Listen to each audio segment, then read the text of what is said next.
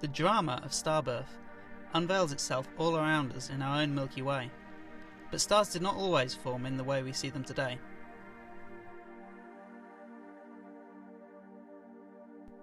A unique and tantalising object was recently found and studied with an array of major X-ray, optical and infrared telescopes, including the NASA ESA Hubble Space Telescope and the Keck telescopes.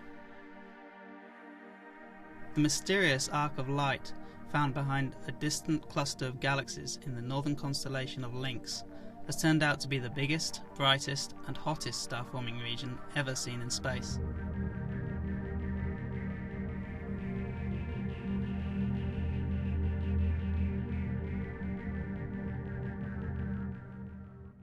Well, one Friday afternoon I was sitting in the office and a colleague walked in waving a sheet of paper. It turned out that this paper contained a spectrum of a mysterious arc in the Lynx cluster, and nobody had been passed around the members of the team, and nobody could identify what it was, and nobody had any idea how far away it was. An unidentified spectrum is a real and rare challenge to an observational astronomer. Well, we thought we'd have the spectrum cracked by the weekend, but little did we realize that this was going to lead us on a 2-year voyage of discovery. The so-called Lynx arc is 1 million times brighter than the well-known Orion Nebula, a nearby prototypical starbirth region visible in small telescopes.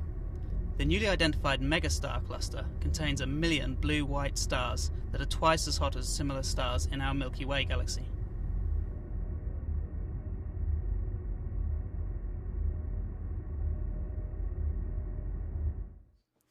As far as we can tell, this object is unique. Now, there's been a lot of speculation about what these early star formation regions would look like, and indeed people have made theoretical models of them. But the point is, they would only exist in this really bright phase for essentially the blink of an eye on a cosmic timescale. So we're very unlikely to see them in this bright phase.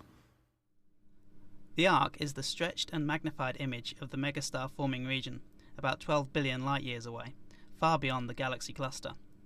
This means that the remote source existed when the universe was less than 2 billion years old. The arc only became visible thanks to the gravitational telescope formed by the cluster of galaxies. The huge mass hidden in the cluster magnifies and bends the light from the Lynx arc behind it.